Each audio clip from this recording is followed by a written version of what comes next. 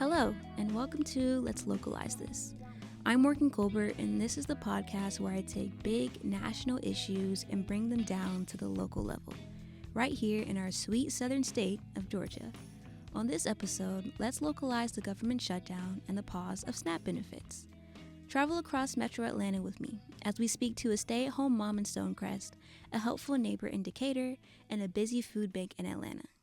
We have the funds, we have the capacity, we can make that progress. We're just not doing it. On October 1st, officials shut the government down for 43 days, the longest government shutdown in history.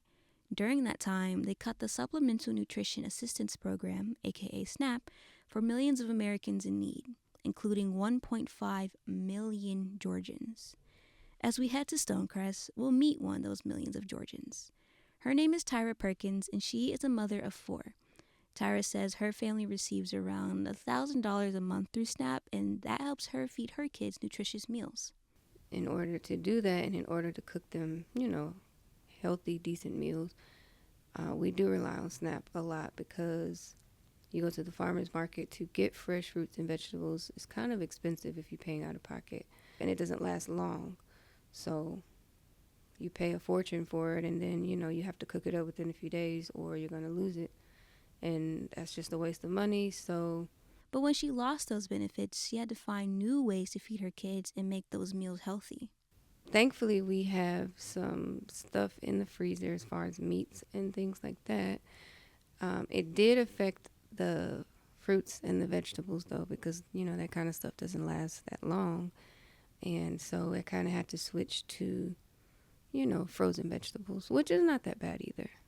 Basically change the way that I normally feed my family. So a lot of food prepping, a lot of freezing meals. We could not really have leftovers. I had to freeze those leftovers.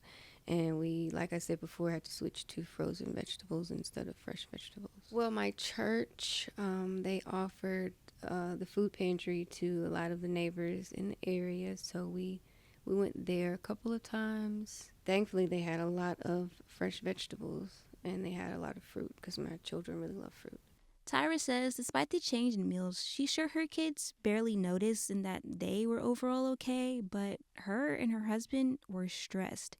To them, their government had failed them when they needed them most. I felt very discouraged and alone, because I feel like government is supposed to look out for you as a citizen. That's the point of voting and getting the right people in office. And, I don't think right now we even matter as far as citizens. I don't think we matter. I think it's just, however they can get their money and they can get what they need, us little people can just deal with it, be all right. Whatever happens, happens.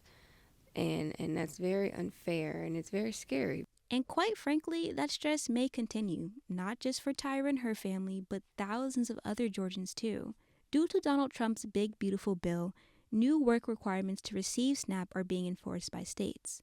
Now, seniors aged 55 to 65 will have to work to receive SNAP, when that age bracket used to be exempt. The exemption for caring for a dependent child now applies only to parents or guardians of children under 14 years old, when it used to be 18 years old. And at the same time, work exemptions for homeless individuals, veterans, and young adults who age out of the foster care system have been eliminated completely.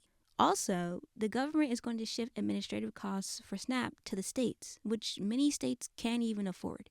All in all, people who used to be eligible for SNAP no longer are, and it's going to be a lot harder for some to even apply. In response to these changes, Tyra said this. The only thing that we can do is come together and, put all of our funds together, put our minds together, put our resources together, and try to take care of one another because we don't have anybody else to do this. We don't have any help. We don't have any handouts. We don't have any resources. We don't have anywhere that we can go because as far as food pantries and things like that, that's going to eventually run, short. They can only last so long with no funding and, no help. So, that's the only way that I feel like we can make it. We have to come together as a people. And coming together is exactly what a lot of people did during the shutdown. A great example of this is at our next stop, Decatur, where Ian Sager turned his neighborhood's lending library into a food bank.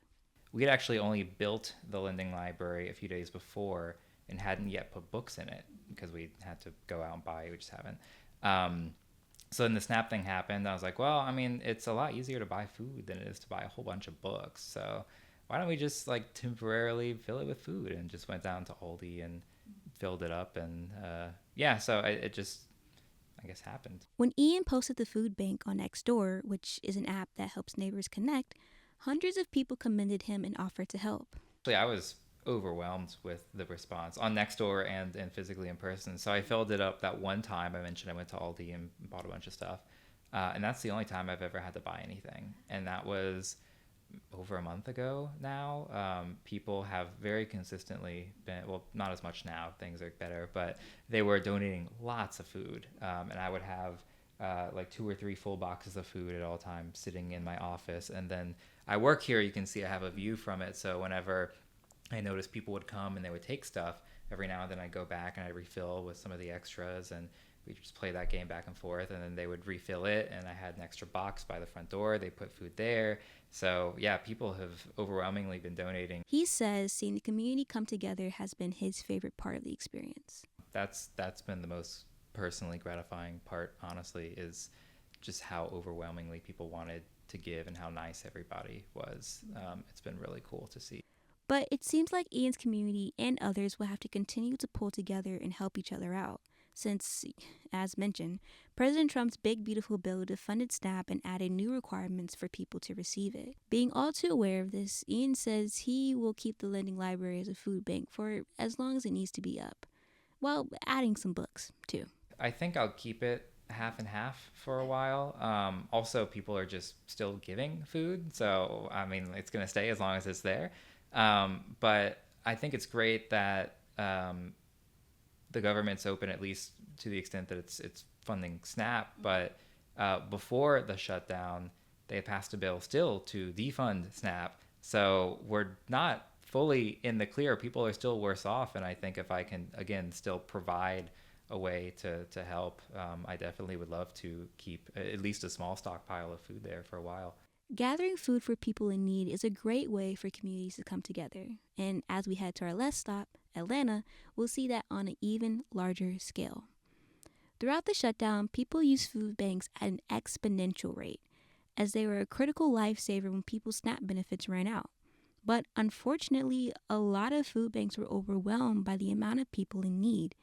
One of those food banks was the Atlanta Community Food Bank. Education Outreach Specialist for ACFB, Abby Thompson, says they were able to help everyone, but even they were swamped and had to tap into their emergency fund. One of the main things that we did during the shutdown was dip into our kind of discretionary emergency funding because we needed a lot more food to meet the need of furloughed workers, people who were not receiving their paychecks, and also people were still just struggling with high cost of living and all those kind of things during the shutdown. We ended up using about $5 million from our discretionary funds to purchase about 6 million pounds of food. So we were able to increase our distributions by about 85% in the month following the shutdown, because we did see a pretty large spike in people needing assistance. For the month and a half the government was shut down, it was all hands on deck at ACFB. And luckily, according to Abby, they had a reliable team of donors and volunteers who helped during that time. So they never got to a point of being unsure on whether they could fund their distribution centers and help people. However, that could change.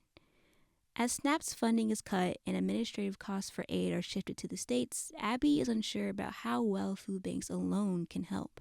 Every meal that the food bank, or that any food bank in the Feeding America network, which we're a member of, provides, SNAP provides 9 for every one. So the amount of food provided through the SNAP program, the amount of funds for food, is something that really can't be made up for by just the community network. So to a degree, if SNAP were to be pulled out of some states, if funding were to be really severely cut, as it kind of is being, there will be massive gaps. There will be people who go without.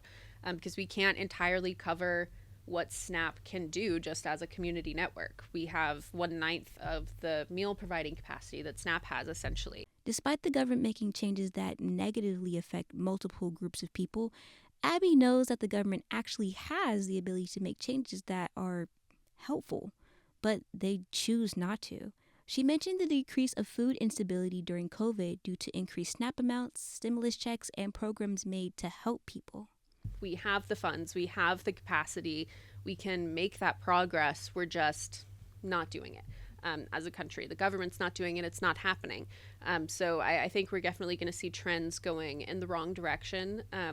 And we might not even know exactly what those trends are since the annual hunger survey has now been canceled by this administration. So the numbers that we're going to have coming in for 2026, which are 2025 numbers, are going to be the last numbers of kind of what food insecurity looks like in the U.S. that we're going to have potentially for a while.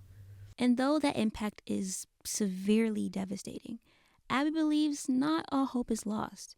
And the best way for Georgians to reverse these changes is to stay informed and plug into their communities. If you plug into your community, plug into a volunteer network, maybe it's something in the food bank's volunteer network, maybe it's another issue that you care about, but just plugging into those kind of community helpers, look for the helpers, find the people who are doing things that can give you hope and know that it's possible to fix this. We're not so far down the road that we can't turn back yet in regards to SNAP, with regards to anything that's happening nationally. So I think remembering to be an advocate, be a volunteer, and be a community member that's helping, I think is one of the most important things that everybody can do right now. As we traveled across Metro Atlanta, we heard from various people affected by the shutdown and pause of SNAP benefits. And though Tyra, Ian, and Abby's perspectives were different, they did share a common idea, and that is the importance of community. The only way that I feel like we can make it, we have to come together as a people. It makes me happy, it makes the community happy, and we're going to keep it going. Just know where your community network is, because that's really important. When government shutdowns happen and programs are defunded, the best thing anyone can do is reach out to their community, whether it be for goods, services, or just a shoulder to cry on. Please remember, you're not alone in the struggle. Anyways, thank you for traveling across Georgia with me. I'm Morgan Colbert, and this was Let's Localize This. Catch me in the next episode, where I localize the impact of AI data centers in Georgia. I look forward to talking at you again. Thank you for listening.